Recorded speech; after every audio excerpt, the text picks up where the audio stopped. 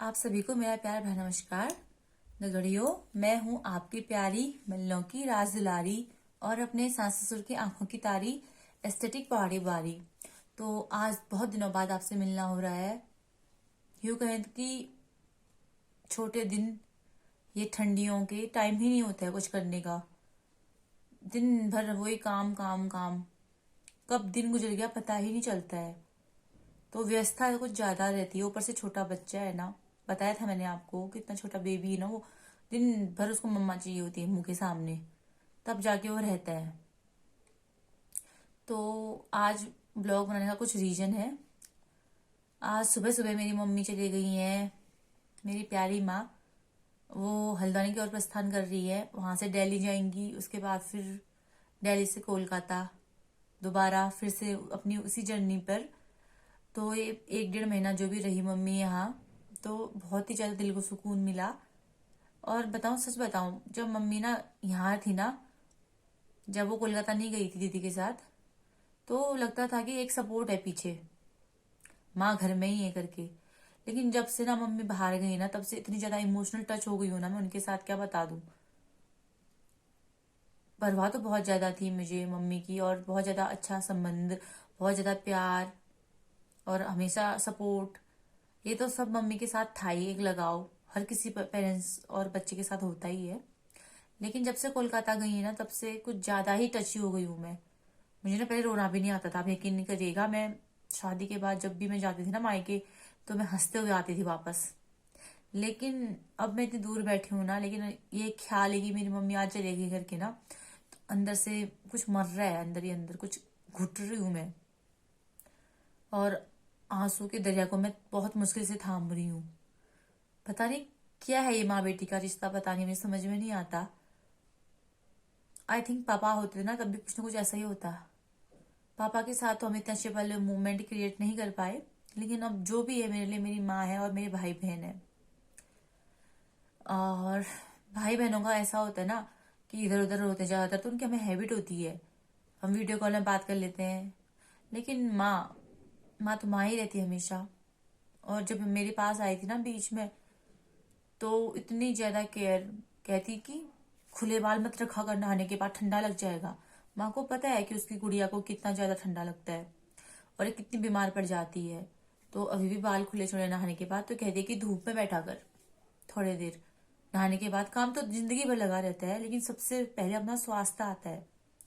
तो नहाने के बाद ना, और जानते हैं कि कितनी पैरों की समस्या है मुझे, तो कहती है कि खूब गर्म तेल लगाया कर धूप में बैठ के। आप देख सकते हैं अभी भी जुराब पहने हुए हैं। और माँ ना, वैसे तो मैं कहती कि अगर आप यहाँ से जाते ना सिलथाम को, तो मैं आपसे मिलने आती रही पुल में। लेकिन मम्मी जो पंडा बाईपास है ना, वहां से चली गई, क्योंकि जो गाड़ी थी ना वो भागीचौरा डिडहाट वाली थी। अगर अपने गांव वाले किसी दादा लोगों की गाड़ी होती ना, तो मम्मी कहती थी भी उनसे कि रही से चलो, बेटी वहां पर आएगी मिलने के लिए। लेकिन माय बैड लक, मम्मी कह तो रही थी आजा पंडा करके, लेकिन आप तो जानते ना सुबह कितनी ज्यादा व्यवस्था रहती है। मैंने कहा मम्मी कोई बात नहीं, मैं ना वीडियो कॉल में आपसे बात कर लूंगी। और शायद अगर मुझे लगता है ना, अगर मैं वहां पर जाती ना, तो अपने आप को कंट्रोल नहीं कर पाती माँ को जाते हुए देखकर। मुझे बहुत रोना आता, तो ये एक भी रीजन था कि मैं नहीं गई। तो माँ ने ना, देखो कितना ध्यान रखती है माँ अपनी बेटियों का। अगर धिनाली पिनाली होती ना, माँ जरूर घी छाछ मट्ठा सब कुछ देती, मतलब दूध दूध। अभी मैं दिखाती हूँ आपको कि माँ ने क्या क्या भेजा हुआ है तो नॉर्मल सी चीजें, बिस्किट, नाती पोतों के लिए कुरकुरे उरकुरे, चिप्स, मेरे लिए फ्रूट, संतरे, धूप में बैठ के खाना बोलती है। और मोस्ट इम्पोर्टेंट, चंसूर। ये देखिए, आप तो जानते हैं ना गांव में कितनी सब्जियां होती हैं। मम्मी ने तो नहीं लगाई है, लेकिन जो बगल के बजा बजे है ना दादाजी लोग, उन्होंने लगाई है, तो उनके खेत से देखिए पन्नी भर चंसूर भी भेजा है मम्मी ने। और बहुत सारी चीजें भेजने वाली थी, लेकिन जल्दबाजी में इतना ही ले आई। लेकिन मैं कहूंगी कि ये ना एक प्रसाद से कम नहीं मेरे लिए। 2 चिप्स के पैकेट तो मैंने ऐसे ही निगल दिए जब मम्मी ने यहाँ भेजा ना। वैसे मैं ज्यादा इन चीजें पसंद नहीं करती हूँ, बहुत कभी कभी टेस्ट कर लेती हूँ। लेकिन पता नहीं मुझे क्या हुआ, अभी मैंने 2 छोटे छोटे पैकेट चिप्स के खा दिए, मम्मी का प्यार समझ के शायद। तो एक माँ का अपने बच्चों की लाइफ में बहुत ज्यादा जरूरी, बहुत ही ज्यादा मतलब सर्वश्रेष्ठ स्थान होता है। मैं खुद एक माँ हूँ, तो मैं समझ सकती हूँ कि मेरे बच्चे ना मेरे बिना रहते नहीं है। मैं जहाँ भी बोलूंगी ना वहाँ कान खड़े करके सुनते कि कहाँ है मम्मी करके। और मेरा छोटा वाला बच्चा ना मेरे पीछे पीछे चले आता है। दोस्तों, आपको याद है हमारी जो हिंदी एनसीईआरटी की बुक थी उसमें आई थिंक 9th 10th या 11th में, मुझे एग्जैक्टली याद नहीं है, माँ का आंचल एक कहानी थी। तो वो मुझे ना बहुत ज्यादा अच्छी लगती थी, माँ का आंचल। हमें कुछ भी हो जाता है दर्द, तो हम सीधे कहाँ भागते हैं, घर के किस सदस्य की ओर भागते हैं? अपनी माँ के पास। मम्मा ऐसा हो गया, माँ ऐसा हो गया। हम कभी पापा के पास या दादा दादी के पास नहीं भागते हैं। ये कनेक्शन भगवान ने बनाया है। और जब हम पेट में होते हैं ना, तब से अपने माँ से जुड़े होते हैं। उनका टच, उनके टच से पता नहीं हमें क्या होता है, हमारे हम हील करते हैं। हमारे जितने भी घाव है ना, जितना भी हमारा दर्द है ना, वो हीलिंग का काम करते हैं हमारे माँ के हाथ। तो फिर से दोबारा एक बार मायका छूट गया है। और वैसे तो नीचे घर वाले बजा बजी ने बोला ना कि जब भी तेरे को याद आएगी ना, चाची ने कहा है कि आना तू यहाँ। लेकिन जान तो ना बहुत मुश्किल हो पाता है घर से निकलना। और मम्मी, मम्मी भी नहीं है। फिर से दोबारा मम्मी चली गई है, अब पता नहीं कब तक वापस आएगी। और आपको तो पता है ना मैं कितनी सारी यादें अपने साथ समेट के लाई हूँ। तो आई थिंक मैंने अच्छा यूज किया जब मैं मायके गई थी, जो ब्लॉगिंग करी थी।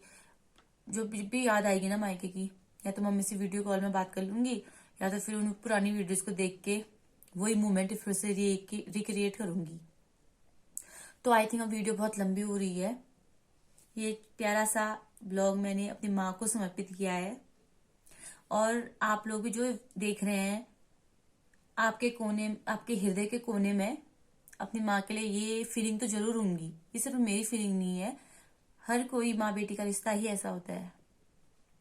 और सबसे ज्यादा जो केयर होती है ना, एक माँ को अपनी बेटी की होती है। वो कहती है कि काम तो कर रही है, साथ साथ में अपना भी ध्यान रख, देख तेरे बच्चे हैं दो दो। तो ऐसे लगी निरंतर लगी रहेगी ना बिना अपनी चिंता परवाह किए, तो कैसे चलेगा? और हमारे अंदर क्या चल रहा है, हम क्या सोच रहे हैं, ये सब एक माँ ही जान सकती है। चाहे हम बाहर से हंसते हैं ना, लेकिन हमारे अंदर क्या चल रहा है, हमारी क्या कंडीशन है, हमको क्या फील हो रहा है, ये सब एक माँ ही देख सकती है। आई थिंक इसके अलावा आपको कोई नहीं समझ सकता। लव यू सो मच मेरी माँ। और मेरे बिल्कुल भी प्रभाव मत कीजिएगा, आपकी बेटी बहुत स्ट्रांग है और बहुत समझदार है। लाइफ की बड़ी बड़ी कठिनाइयों को मैं चुटकी बजा के ही सॉल्व कर लूंगी। आप मेरी बिल्कुल भी चिंता मत करिएगा। आपने जो मुझे सिखाया है, मैं हमेशा उनका मान रखूंगी और दिखाऊंगी आपको कि आपकी बेटी क्या चीज है। Bye bye. आप जहां से भी इस वीडियो को देख रहे हैं, जरूर लाइक शेयर और सब्सक्राइब जरूर कीजिएगा। धन्यवाद। और अपनी इस एस्थेटिक पहाड़ी बेटी, वाली, दीदी, भूली, जो भी आप समझते हैं, उसको ज्यादा से ज्यादा सपोर्ट कीजिएगा। धन्यवाद।